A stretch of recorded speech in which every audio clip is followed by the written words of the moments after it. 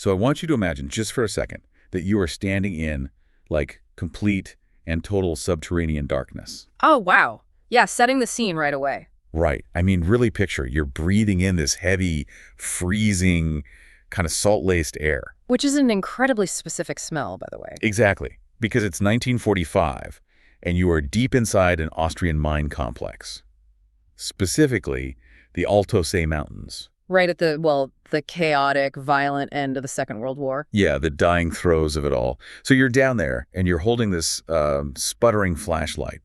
And as you sweep the beam across these damp cavern walls, it suddenly catches on a stack of rough wooden crates. And naturally you'd think, what, munitions? Weapons? Right, or maybe like Nazi gold bullion or something. But you pry one open, and instead your flashlight beam just illuminates a face. Painted on a heavy piece of wood. Yeah, a painted face on a massive oak panel. And it's so luminous, like so microscopically detailed, that it honestly looks as though it's breathing in that cold mountain air with you. It gives me chills just thinking about that exact moment. Because what you're looking at is an object that Adolf Hitler systematically looted, like an artwork he genuinely believed held this almost supernatural, world-altering power. You're looking at a survivor. A total survivor. And that transition from just a piece of art to this unbelievable witness to history is basically the core of our deep dive today. It's a profound way to enter the subject, really, because, when we look at art today, we are so shielded from its physical vulnerability. Oh, absolutely. We see it perfectly lit in a museum. Yeah, exactly. Climate-controlled, heavily guarded behind bulletproof glass.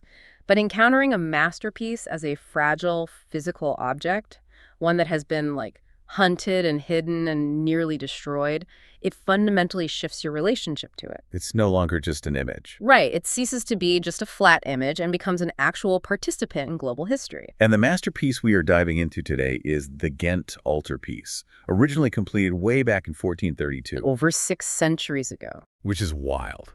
And we're basing this on extensive sources detailing its current, just breathtaking exhibition at the Louvre Abu Dhabi. Which is an incredible space to house it, by the way. Totally.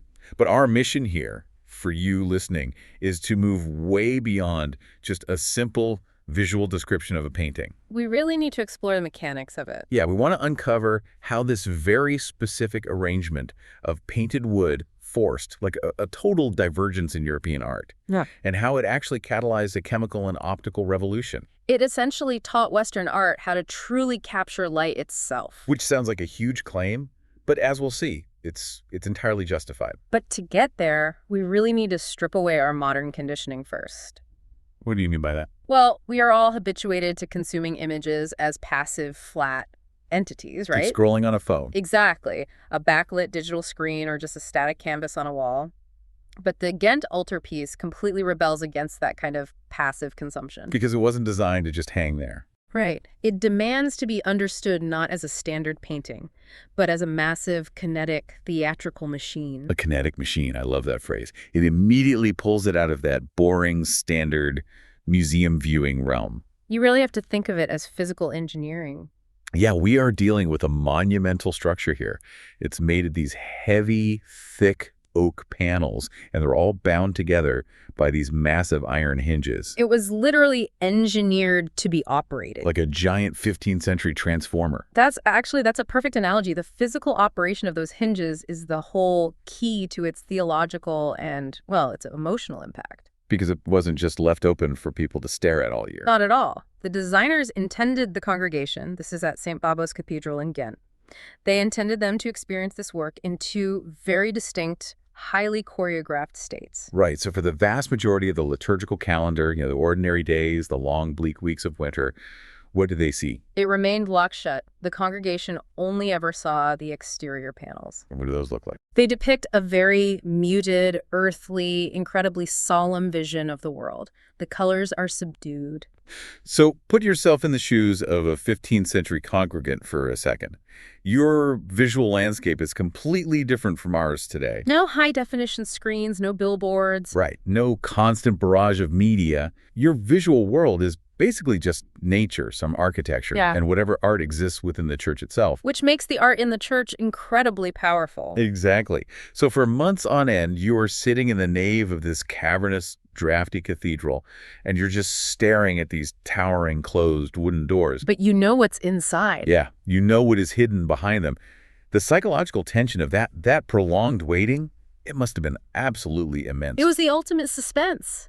The withholding of the interior is exactly what gives the eventual reveal its sheer power. It's like the ultimate unboxing video, but you have to wait 6 months for it. Basically, yeah. When the high feast days finally arrived, like Easter or Christmas, the church would orchestrate this massive, multisensory event. Oh, I can just imagine. You really have to imagine the acoustics of the moment, the heavy, grinding groan of those iron hinges echoing off the stone pillars. Because it would take actual physical effort. Priests having to physically lever these massive oak doors open. Exactly. And then the sudden optical shock. Boom. The physical threshold is crossed, and you are just hit with this overwhelming, blinding revelation of the divine interior. All that brilliant color. It's a mechanism of pure theatricality. The act of opening it is a literal performance of revealing paradise. But the mechanism itself, the fact that this is a colossal, multi-paneled wooden structure that opens and closes, that also makes it incredibly fragile, doesn't it? Extremely fragile. Wood warps, iron rusts. Right. So the fact that those hinges still turn today, that the wood hasn't just completely splintered or rotted away over 6 centuries, it brings us right back to that cold salt mine in Austria. The trauma this specific object has endured is just staggering. Its survival is honestly a complete anomaly when you look at the historical record of how much art was destroyed. Oh, absolutely. The sources point out that this altarpiece carries the physical and psychological scars of major global conflicts, and not just World War II. Right. Even before we get to the 20th century and the Nazis, we have to rewind to the 16th century. The Protestant Reformation. Yeah. During that time, there were these incredibly violent waves of iconoclasm spreading all across Northern Europe. And we should probably define the stakes of that iconoclasm for you listening, because this wasn't just random, chaotic vandalism. No, it was deeply ideological. It was a targeted theological movement. The Protestant reformers genuinely believed that the Catholic veneration of these lavish, ornate, golden images was fundamentally idolatrous. They thought people were basically worshiping the painted wood itself, rather than the divine truth it was supposed to represent. Exactly. So these mobs would actively seek out works, specifically like the Ghent Altarpiece, just to smash them to splinters. They viewed destroying these images as a moral imperative, like they were purifying the sacred space. Which is terrifying when you're trying to protect a masterpiece. To save the Ghent Altarpiece, it actually had to be hastily dismantled and hidden away in the cathedral tower. But it didn't escape completely unharmed. Right. Unfortunately, no. The original ornately carved protective frame, which would have tied all these massive panels together both visually and structurally, was lost to those iconoclastic riots. It was just presumed violently destroyed, which introduces this really haunting layer to its history. How so? Well, we're looking at a masterpiece that has been fundamentally amputated, and that amputation ties directly into one of the most enduring art historical controversies ever. The authorship debate. Yes, because this masterpiece is universally tied to the Northern Renaissance master, Jan van Eyck. He's the name everyone knows. Right. Yet the sources highlight this profound mystery. Compelling historical evidence suggests his elusive older brother, Hubert van Eyck, might have actually initiated the entire colossal project. The Jan versus Hubert debate it's one of the most complex puzzles in all of art history. Because it was a team effort. Well, the collaborative nature of 15th century workshops meant multiple hands almost always touched a single major commission. Right. So Hubert might have designed the overarching architectural framework, or maybe he painted the initial underlayers before his death. Leaving Jan to, come in and execute all the astonishing microscopic surface details that we see today. Exactly. But the loss of that original frame during the 16th century iconoclasm makes that mystery infinitely harder to ever actually solve. Because frames back then weren't just decorative borders from IKEA. No, they often function as the documentary ledger of the artwork. They contain the artist's signature, the date of completion, the theological dedications. So we might literally be missing the engraved text that explicitly stated where Hubert's work ended and John's began. The historical erasure is just profound. And this brutal cycle of peril and rescue, it didn't stop in the Renaissance. It continued right into the modern era. Which brings us back to the Nazis. Yeah. When the Third Reich was systematically looting the cultural heritage of Europe, the Ghent Altarpiece wasn't just on their list, it was one of their absolute highest priorities. And their motivation wasn't purely about monetary value, which is fascinating. No, it wasn't just about cash. The Nazi obsession with this specific painting was rooted in their completely convoluted esoteric ideology. They believed that Northern Germanic art possessed this inherent mystical supremacy. Right. To them, controlling the Ghent Altarpiece was about controlling the actual cultural and spiritual narrative of Northern Europe. Which is what leads them to tear it from its home and ultimately hide it deep within that Altarpiece salt mine. Ostensibly to protect it from Allied bombing, but really to hoard it. And just think about the physical reality of that mine for a delicate painting. It's a nightmare. You have a composite structure of old oak panels glued together, layered with chalk ground and centuries-old oil paint. Resting in a subterranean cavern where the humidity and temperature fluctuations could have so easily caused the wood to warp, split, and just shed its paint entirely. It could have disintegrated. But the Allied monuments men found it. Just before the retreating Nazi forces could execute their final orders to dynamite the mine and destroy everything. The fact that it survived the dampness, the bombs, the fascists, the mobs, it forces us to look at the piece with this deep sense of reverence. Absolutely. But to understand the true weight of what was saved, we really need to look at the actual images. So let's return to the concept of the lock machine. Okay, the heavy iron hinges are closed. We are standing in the dim light of the chapel, looking at the muted, earthly exterior panels. Structurally, how is this vast wooden surface organized? So the exterior is organized essentially as a vertical theological timeline, and it's meant to be read from top to bottom. Like reading a page. Exactly. So at the very highest register, tucked into these architectural semicircles known as lunettes, we find 4 solitary figures. And they're holding these beautifully detailed books and unfurled scrolls with intricate script on them. According to the sources, these figures represent the ancient prophets and the classical sibyls. Okay, now wait. The biblical prophets? That makes perfect sense in a Christian context, right? Sure, they are the Old Testament voices predicting the arrival of the Messiah. But the inclusion of the classical sibyls definitely demands an explanation.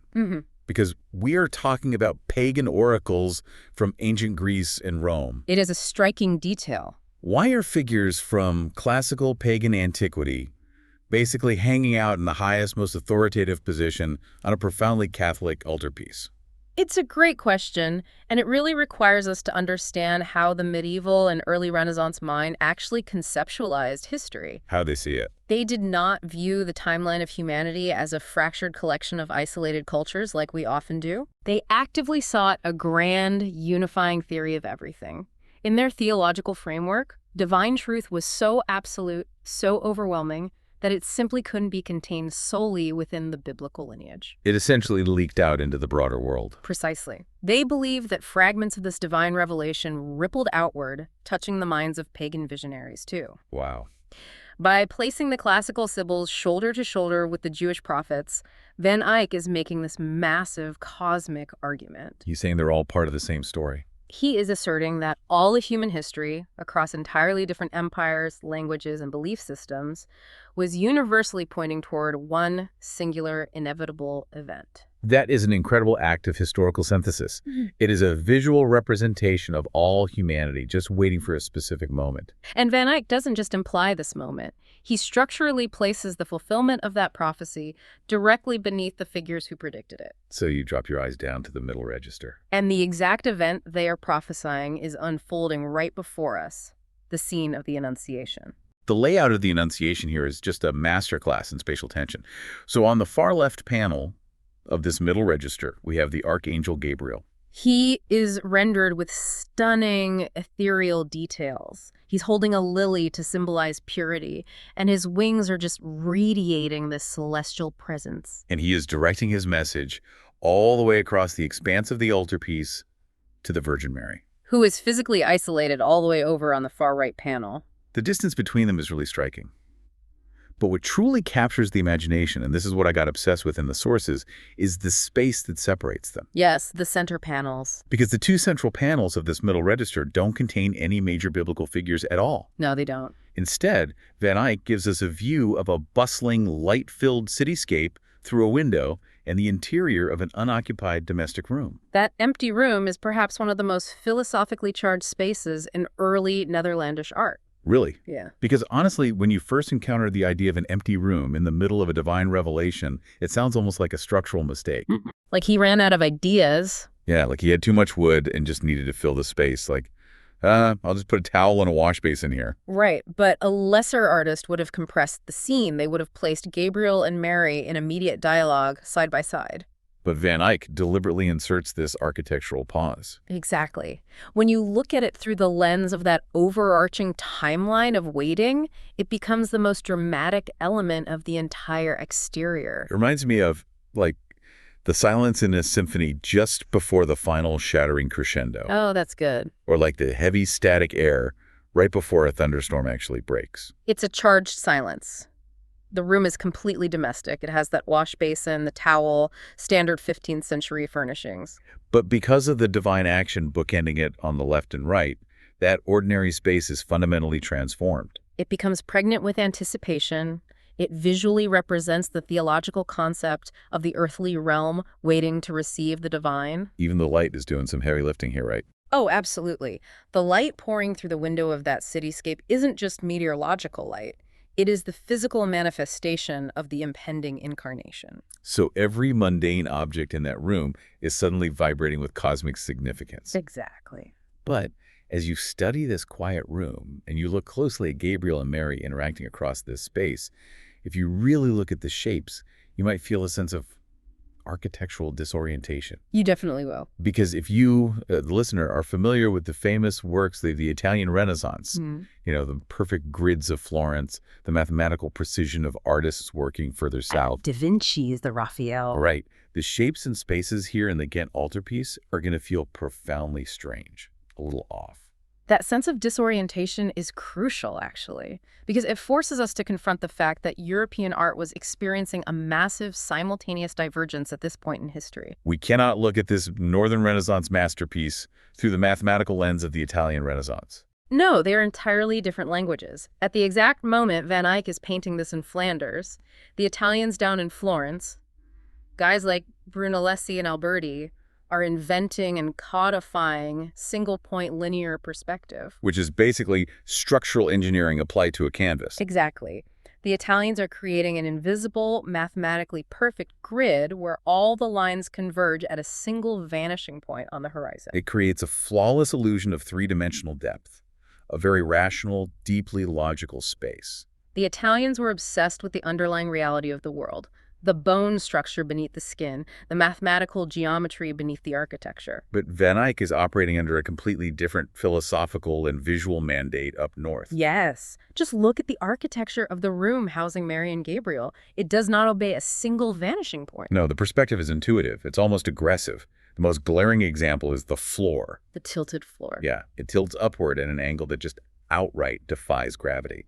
If this were a real room, the furniture would be sliding rapidly toward the viewer. It would be chaos. Total chaos. And the immediate cynical reaction might be to question Van Eyck's skill, right? Yeah. Like, we call him a supreme genius, yet he seemingly cannot draw a geometrically sound floor. But to view it as a failure of skill is to fundamentally misunderstand his entire objective. He wasn't trying to be an Italian mathematician. Right. The tilted floor is a highly calculated and deliberate choice.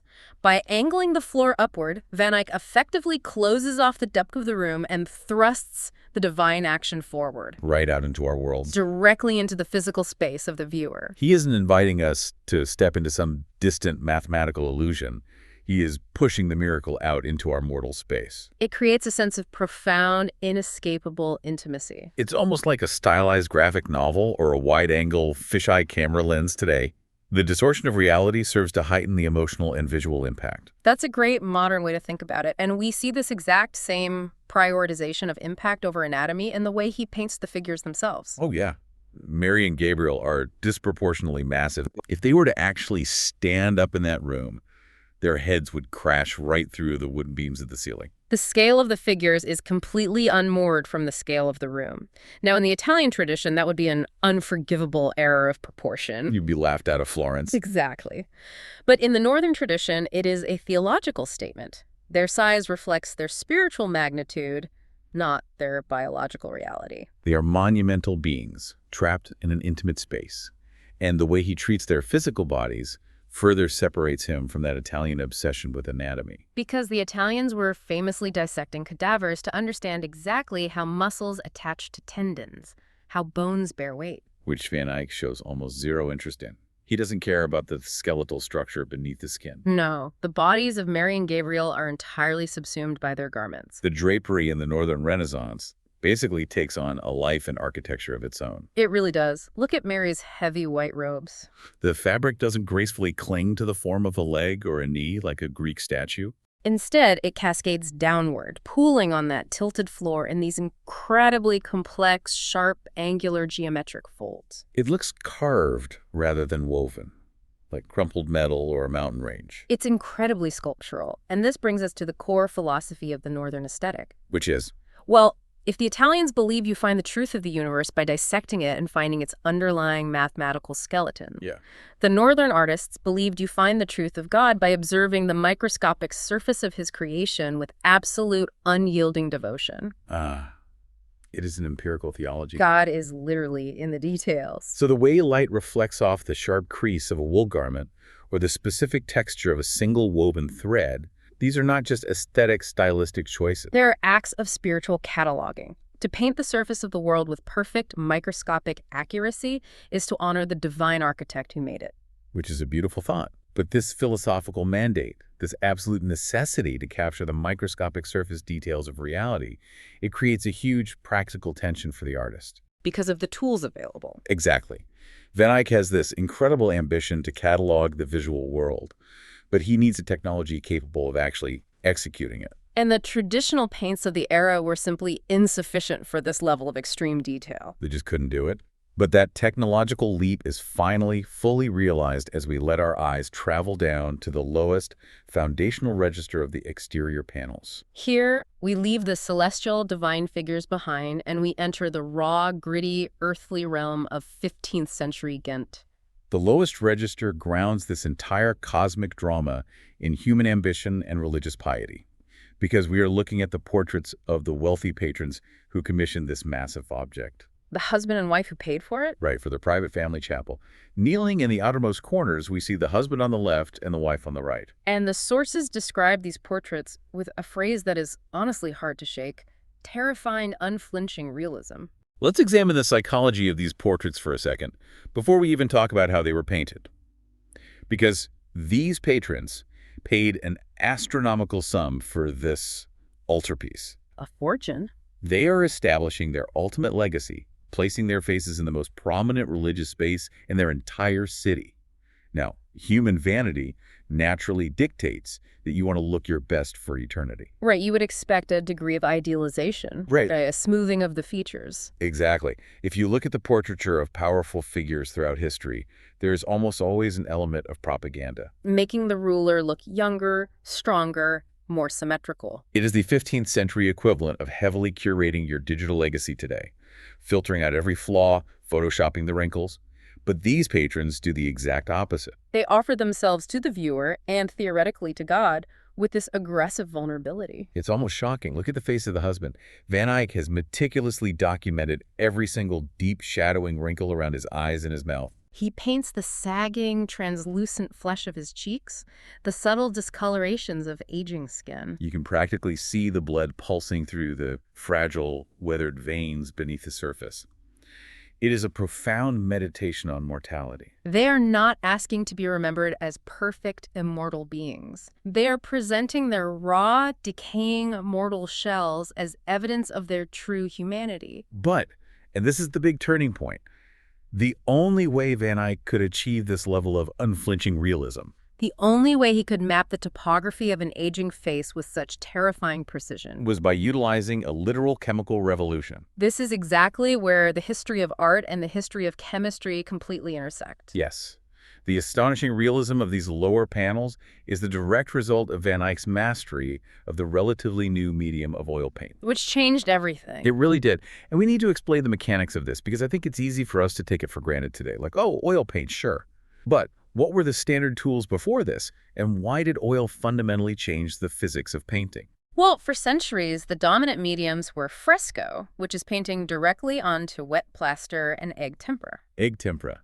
That always sounds like a breakfast dish to me. I know it does. But in tempera, the pigments are basically bound together using egg yolk.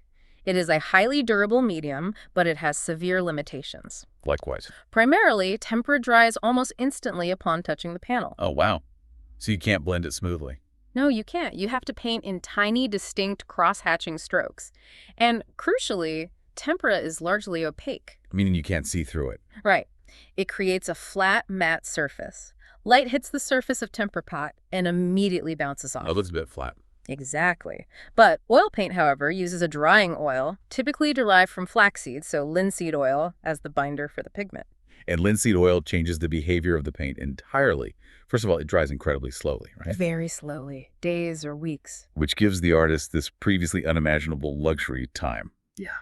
Van Eyck could spend days blending colors directly on the panel itself. Softening transitions, creating these impossibly smooth gradients on the curve of a cheek or the fold of a sleeve. But the truly revolutionary property of oil isn't just the time, it's the translucency. Yes. Oil paint can be thinned down into these microscopic glassy layers known as glazes. And Van Eyck was the master of glazes. He would apply dozens of these nearly transparent layers of color over a brilliant white ground, which is a base layer of chalk or gesso on the oak panel. So we're talking about optics here. The actual physics of how light interacts with the painting fundamentally changes. Exactly. With the opaque tempera, light hits the surface and stops. But with oil glazes, ambient light from the room actually penetrates the surface of the painting. Wait, really? It travels through the paint? Yes. It travels through the microscopic layers of colored oil, hits that white chalk ground underneath, and then refracts back out to the viewer's eye. That is mind-blowing. So the painting physically captures and manipulates light. It creates an internal luminosity. The figures aren't just colored on top, they appear to glow from within. This is how Van Eyck is able to capture the terrifying realism of the patron's skin. He is literally layering translucent tones of reds, blues, and yellows to mimic the actual structure of human flesh over bone and vein. He's painting the layers of skin, essentially. And you can see the absolute triumph of this technique in the tactile quality of the materials, too. Like, look at the dark collar of the patron on the left. The fur. Yes. Thanks to the microscopic blending and the manipulation of light, it doesn't look like brown paint dragged across a wooden board. It visually registers as actual animal fur. You feel instinctively that if you reached out and touched the panel, your fingers would sink into something soft. It's like the leap from standard definition television to 4K resolution. It's an unprecedented technological leap that just completely changed how human beings experience visual media. And Van Eyck is so hyper-aware of his mastery over this new medium that he engages in this brilliant display of visual playfulness right between the two patrons. Oh, this is the ultimate flex. It really is.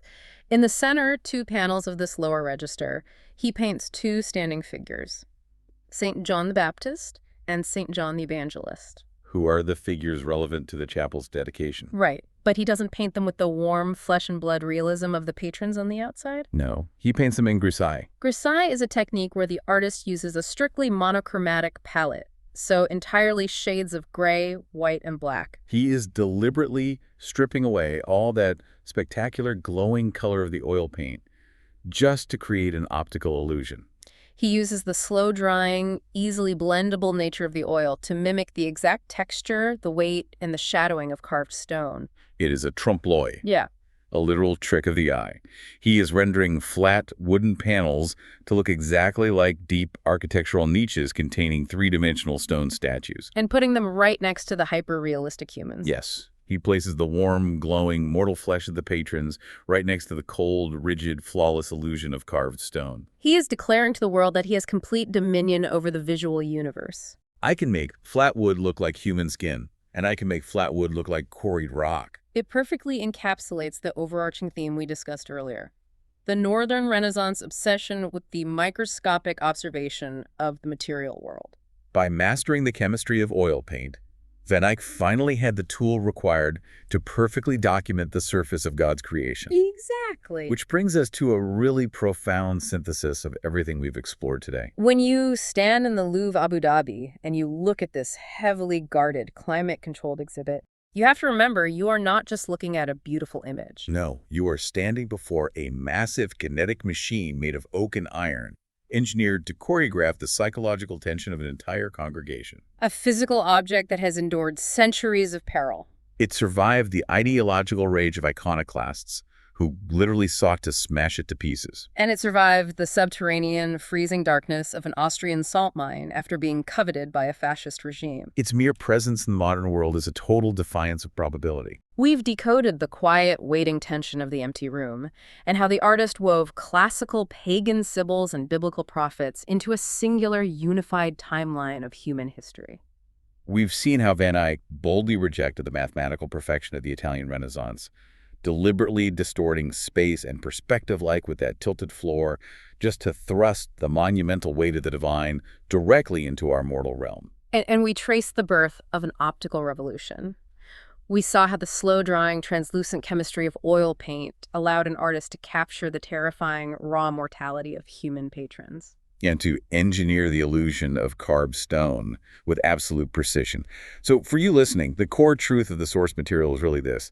Van Eyck's genius was not in inventing a new, fantastical world. It was in finding a way to perfectly mirror ours. He understood that you do not need to look past the physical world to find the sacred. By capturing the exact way light falls across the sharp fold of a heavy white robe. Or the deep wrinkle on an aging face.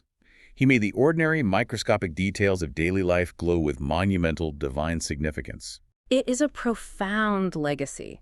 The Ghent Altarpiece didn't just depict history, it changed the very mechanics of how humans observe and record reality. But I do want to leave you, the listener, with one final, unresolved thought. Oh, a mystery. Yeah. Throughout this entire deep dive, we've marveled at what has survived, right? But the true nature of history is often defined by what is missing. That's very true. We discussed earlier that during the violent iconoclasm of the 16th century, the original, ornately carved protective frame of the altarpiece was lost. Destroyed in that violent fervor to purify the cathedral of idolatry. Right. And we also explored the enduring, maddening mystery of its authorship, the debate over whether the elusive older brother, Hubert van Eyck, began this colossal project before Jan actually finished it. And we noted that in the 15th century, the frame was not just a decorative border, it was the birth certificate of the artwork. Yes. It was where the artist would carve their signature, the date, the dedication, and often the explicit details of the commission. The documentary ledger. So consider this. What if the lost frame contained the definitive carved answer to the greatest mystery of the Northern Renaissance? Wow. What if the exact division of labor between Jan and Hubert was permanently etched into the wood that was shattered and burned by mobs over 400 years ago? It's completely possible, likely even. So as we analyze the complex geometry of the tilted floors and we marvel at the chemical revolution of the glowing oil paint, we have to sit with a haunting realization. Which is? We are endlessly interrogating a masterpiece to unlock its deepest secrets, while knowing that the very key designed to explain it was violently erased from existence. History may survive, but it rarely survives intact. Exactly. We're always left to navigate the silence of the missing pieces.